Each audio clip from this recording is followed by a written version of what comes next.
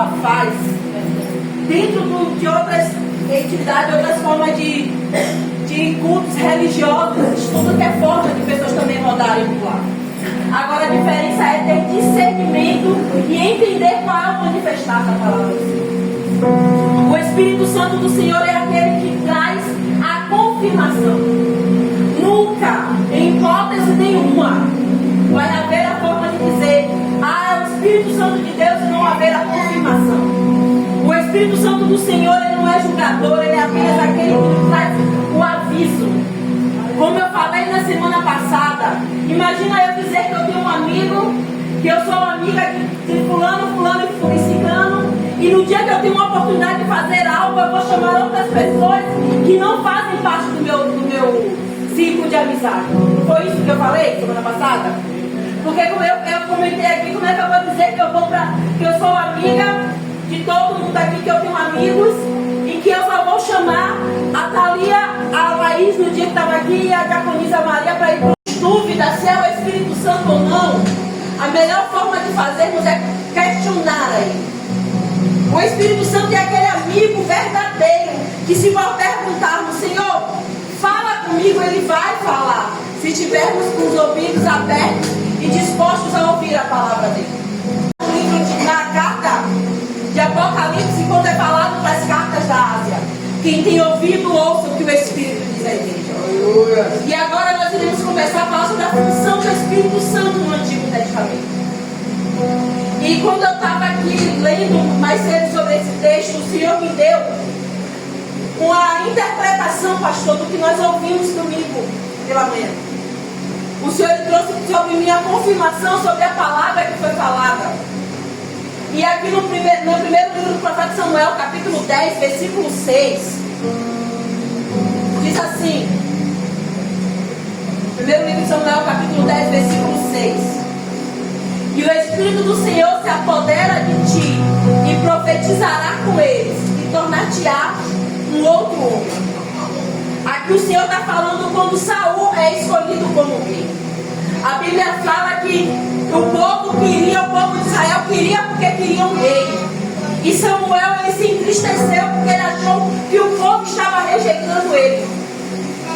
Só que o próprio, depois de 3 vezes que Samuel subiu ao monte e tentou falar com o Senhor, a Bíblia diz que o próprio Deus falou com Samuel e disse: o povo não te rejeita, mas rejeita a mim, porque o povo quer se comparar a outros. E aqui quando Samuel fala para o Senhor então que tenha um rei, o Senhor fala para Samuel que como será, de onde ele virá e como o que fará para confirmar, para que venha esse rei. E aqui no primeiro livro de Samuel, capítulo 10, versículo 6, diz que quando Samuel tinha a convicção que é Saul, porque agrada o coração dele, porque a Bíblia diz que o rei que seria sobre Israel seria aquele que iria agradar a Samuel e ao povo. Em nenhum momento Deus disse que iria agradar a ele, ia agradar ao povo e ia agradar a Samuel. E Samuel se agradou com Saul porque era um homem forte, era um homem de guerra, era um homem alto, um homem que aparentemente era belo e formoso. E aqui nesse capítulo diz que o Espírito do Senhor se apossou. Não disse que o Espírito do Senhor estava sobre ele, ou continuou com ele. Continuou. No primeiro livro de Samuel, capítulo 15, no versículo 10, no versículo 16, perdão.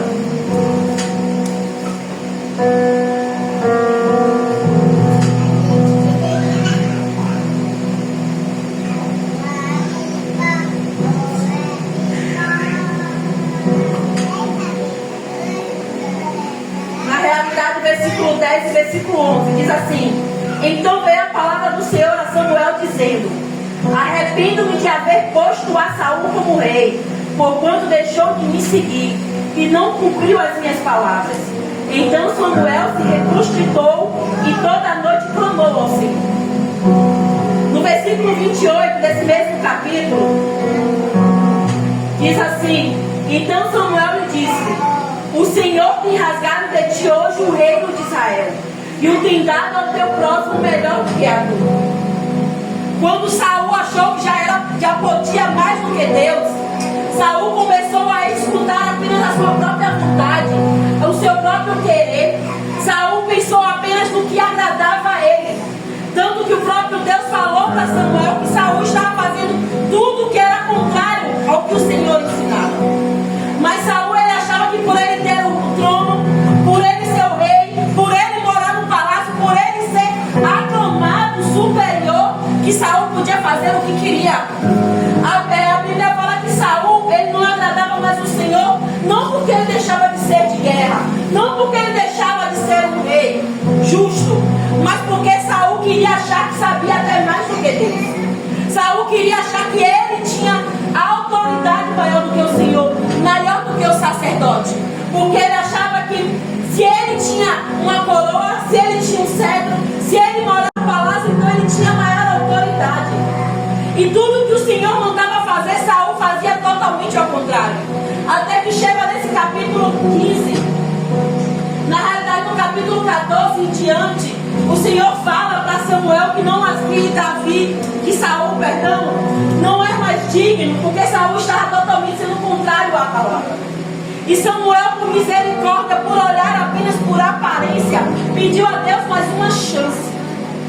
E o Senhor deu para ele essa chance e falou: vai, manda Saul em guerra, manda Saul matar todos daquele povo, os amalequitas, se eu não estou enganada, manda matar, destruir todos e tudo, não sobrar nada, não trazer nada.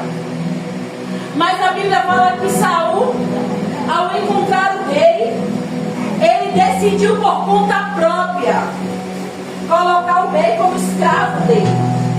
E naquela época até hoje é de vaidade do ser humano ou daqueles reis ter um outro rei como escravo para ele. Os animais e trouxe para cá, para Israel, sendo que o Senhor disse que era para sacrificar tudo. E quando Samuel desceu do Monte Carmelo, que ele foi de encontro até Saul, ele ouviu o boi mugir, ele ouviu a zoada de animais, ele ouviu e ele questionou a Saul: por que fizeste isso totalmente ao contrário do teu Senhor? E quando ele viu o rei lá preso como escravo, a Bíblia diz que Samuel no mesmo momento pegou a espada e cortou a cabeça daquele rei. E foi quando ele falou com Saul que da mesma forma ele estava cortando, o Senhor estava cortando o reino da mão dele. E a Bíblia conta aqui também, em 1 Samuel capítulo 16, no versículo 1: então disse o Senhor a Samuel: até quando terás dó de Saul, havendo eu o rejeitado, para que não reine sobre Israel? E no versículo 7 o Senhor diz para Samuel: não atentes para a sua aparência, nem para a grandeza da sua estatura, porque tenho rejeitado, porque o Senhor não vê como o homem vê, pois o homem vê o que está diante dos olhos, porém o Senhor olha para o coração. Davi, quando ele pecou, Davi, quando ele errou, ele reconheceu o seu erro. E a primeira coisa que a Bíblia diz, que quando ele reconheceu que ele estava errado, quando ele se deitou com Betseba, e que ela engravidou e ele mandou matar o esposo dela, e que o profeta Natanael veio de encontro a ele e questionou, a Bíblia diz que Davi, ele rasgou as suas vestes, colocou o cinto em sua cabeça e foi clamar no templo pedindo a Deus por misericórdia. Aleluia. A diferença entre Saul e Davi era o entender que eu não sou melhor, que melhor é Deus, que o trono não é a minha salvação, que o microfone não é a minha salvação, que o óleo sobre a minha cabeça não me faz ser melhor do que ninguém. Mas entender que eu dependo de Deus, que eu dependo da sabedoria de Deus, que eu dependo do conhecimento do Espírito Santo. Entender que o que está aqui na frente não pode ser melhor que quem está ali sentado. E da sabedoria vinda do Espírito Santo. O Senhor, ele trouxe a diferença em Davi quando ele falou com Samuel.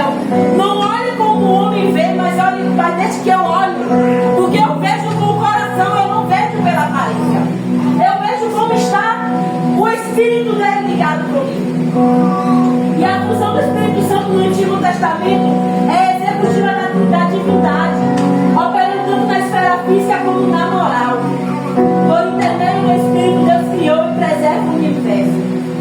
Deus opera na esfera espiritual, convertendo os pecadores e santificando e sustentando os crentes. Em Gênesis capítulo 1, versículo 1 e versículo 2, diz aqui, como eu já falei na semana passada: no princípio criou Deus os céus e a terra porém estava sem forma e vazia, e havia trevas sobre a face do abismo, e o Espírito pairava sobre as águas. O Espírito Santo, ele está na terra, ele está conosco desde a fundação do mundo. O Espírito Santo, ele está aqui para nos ensinar e para mostrar como viver em Cristo. O próprio Deus, ele disse claramente, quando Jesus subiu aos céus, que ele iria, mas ele deixaria um amigo consolador. É muito fácil eu apenas tomar as minhas próprias decisões, mas é bem mais fácil, bem mais convicto da certeza é quando eu coloco e permito que o Espírito Santo tome a decisão no meu lugar. É muito fácil eu olhar e falar: eu quero porque eu acho, porque eu entendo que tem que ser assim. Mas eu posso garantir para vocês que é bem mais fácil perguntar ao Espírito Santo. Se estivermos com nossos ouvidos abertos e dispostos a ouvir ele falar, ele vai falar. Ele vai falar e vai testificar. Porque é uma diferença do querer o falar seja a minha vontade. Porque imagina se hoje eu chego aqui e falo: eu peço a Deus para que todo mundo esteja de rosa. Mas eu ouvi o Espírito Santo falar. Mas muitas vezes é o meu eu que está falando e eu acho que é o Espírito Santo. Porque eu quero que esteja do jeito que eu quero, do jeito que eu acho que tem que ser. Mas o Espírito Santo do Senhor, ele testifica. Então, se um dia eu chegar aqui e falar: eu queria tocar todo mundo de rosa, Deus vai levantar alguém e vai falar: o Senhor me confirmou a mesma coisa. Então, não existe nada disso de porque eu falei, eu acho que isso. O Espírito Santo, ele não é de achismo, ele não é de pensar ou de querer da nossa vontade. O Espírito Santo, ele testifica tudo sobre as nossas vidas. O Espírito Santo, ele interage com o homem, ele vem sobre o homem. Em Juízes capítulo 11, versículo 29, diz assim: então o Espírito do Senhor veio sobre Jefté, e atravessando este por Gileade e Manassés, passou até Mispa de Gileade, e da Mispa de Gileade passou contra os filhos de Amon. Essa história conta sobre os guerreiros de Davi. Conta que um desses guerreiros, chamado Jefté, foi um daqueles que ele passou de uma cidade a outra mesmo em guerra, apenas para poder pegar um copo da água que Davi tinha sede de um poço em outra cidade. A graça do Senhor nos alcança apenas para trazer a obediência e a benevolência a Deus. Aleluia. Todo chamado alguém a fazer foi realizada no auxílio e capacitado pelo Espírito Santo. Isso tem sido assim desde os primórdios até hoje. Em Êxodo capítulo 28, versículo 3, falarás também a todos os homens hábeis, a quem enchido o espírito de sabedoria, que façam vestes para Arão, para consagrá-lo, para que ministre o oficial sacerdócio. Ele fala ao homem, Ezequiel capítulo 11, versículo 5: caiu, pois, sobre mim o Espírito do Senhor e disse: fala. Em Êxodo capítulo 28, quando Moisés tira o povo do Egito, e que o Senhor fala no meio do deserto que ele vai habitar no meio do povo, o Senhor lhe diz para Moisés como ele quer a tenda, como ele quer que seja feito o tabernáculo, como tudo venha a ser criado. O Senhor deu medidas, deu cores, deu tecido, deu formas. E o Senhor disse que traria sabedoria do Espírito Santo sobre homens específicos para fazer cada uma dessas coisas. E aqui no Êxodo 28:3 foi quando o Senhor também disse que traria sabedoria para um homem que não tinha, como eu posso explicar, ele nunca tinha trabalhado com costura, nunca tinha trabalhado com com artesanato, com nada, e o Espírito do Senhor veio sobre ele para que ele pudesse costurar as roupas sacerdotais. Da mesma forma foi sobre aqueles que foi para construir o templo. Da mesma forma foi quando o Espírito do Senhor veio sobre Noé para construir a arca. Porque sabemos que Noé era agricultor, ele mexia com terra. Noé não sabia como construir algo, mas o Espírito do Senhor veio sobre ele.